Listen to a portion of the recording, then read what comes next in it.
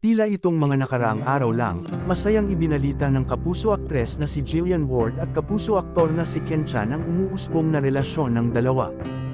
Ayon kay Jillian, super blessed nga daw ang taon ng 2023 sa kanyang buhay, dahil sa napakarami blessings ang dumating.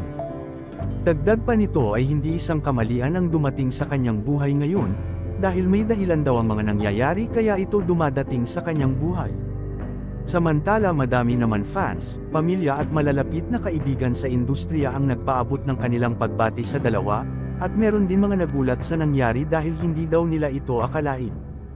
Ngunit sa kabila naman ng mga ito ay pinatunayan nga nila Jillian at ni Ken na tunay ang kanilang pagmamahalan, dahil sa kabila ng agwat ng kanilang edad at pagtutol ng ilan ay mas lalong tumatatag ang kanilang pagmamahalan. Pinapakita talaga ng dalawa na handa nilang ipaglaban ang kanilang pagmamahalan, anumang dagok at pagsubok ang dumating sa kanilang buhay.